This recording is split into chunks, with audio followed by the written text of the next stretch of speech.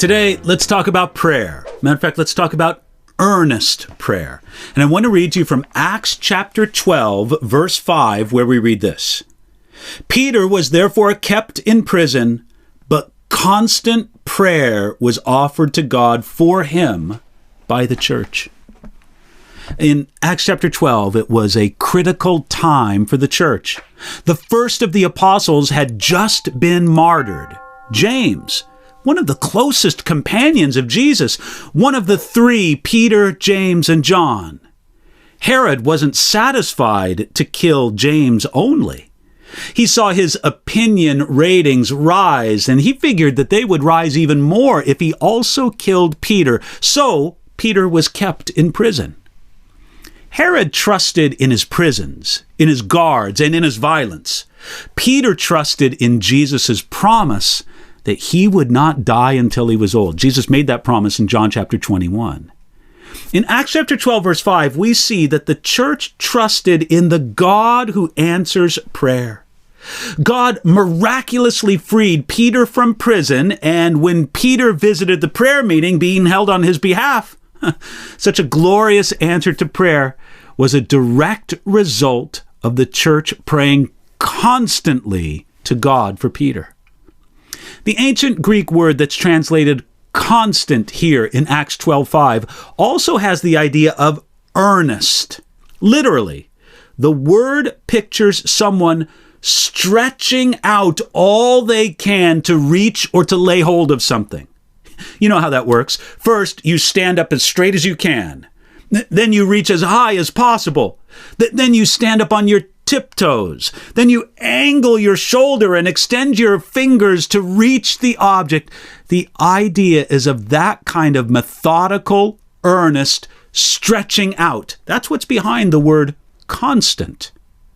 The ancient word was also used in the world of medicine for the stretching of a muscle to its limits. Luke used the same word for the agonizing prayer of Jesus in the Garden of Gethsemane. That's in Luke chapter 22, verse 44. It means wanting something bad enough that you will stretch for it, reach for it, even agonize for it. Now, often our prayer is powerless because it's not earnest. There is no stretching out at all in prayer.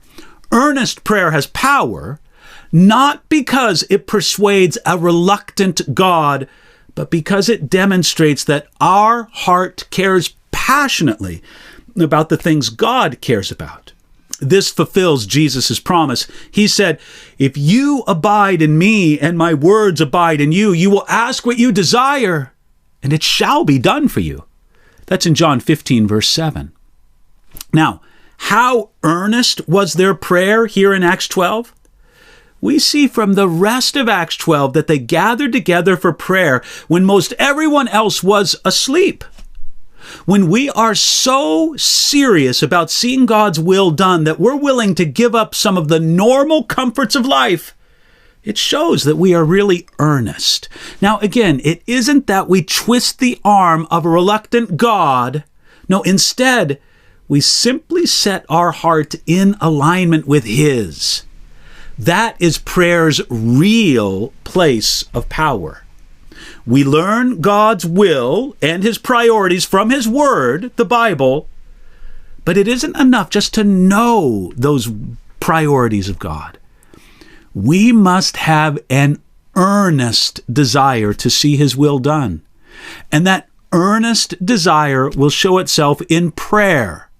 Earnest, stretched out prayer. Hey, ask God for the grace to pray that way today.